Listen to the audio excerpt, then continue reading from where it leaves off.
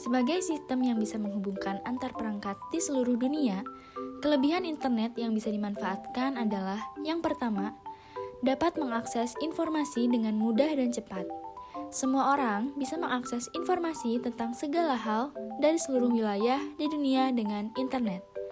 Sebelum internet hadir, akses informasi dilakukan dengan cara mendatangi langsung pusat informasi itu.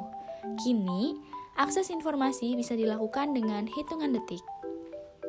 Memperluas jaringan sosial menjadi kelebihan internet berikutnya.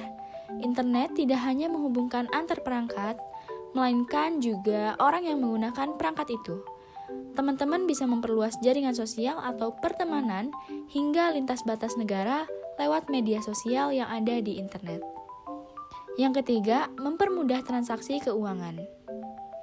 Dengan kehadiran internet, transaksi keuangan untuk menjual atau membeli barang kini bisa dilakukan hanya melalui layar ponsel. Yang keempat, internet dapat mempermudah kegiatan pendidikan.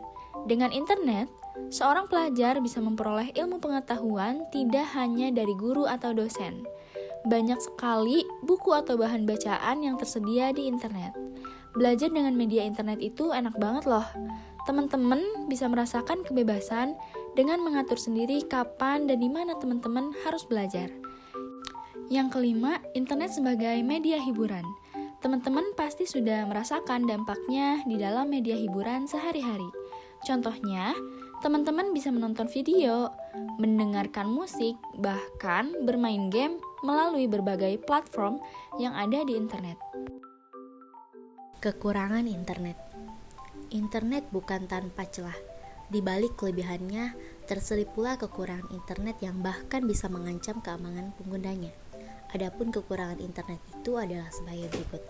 Yang pertama, cybercrime atau kejahatan siber.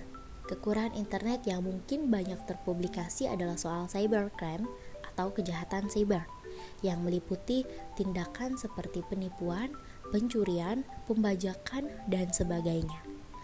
Banyak orang yang memanfaatkan internet untuk mengeruk keuntungan pribadi.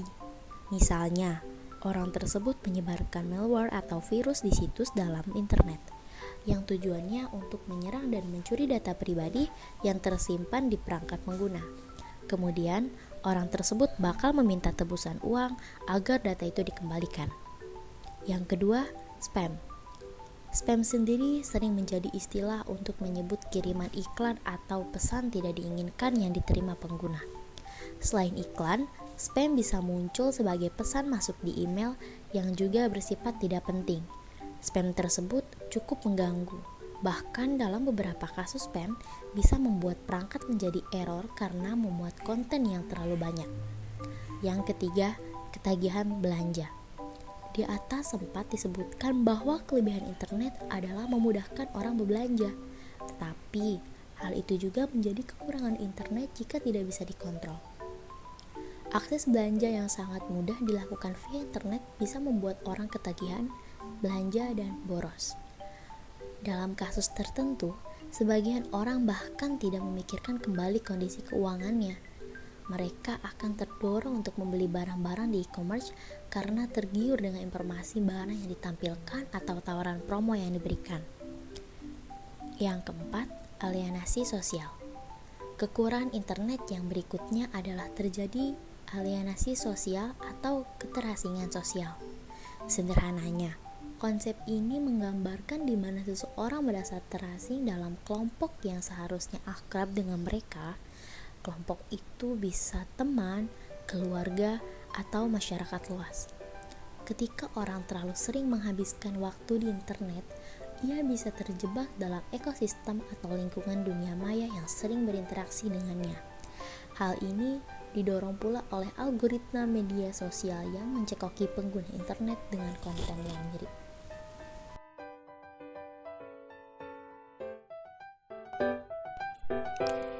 Itulah tadi kelebihan dan kekurangan internet.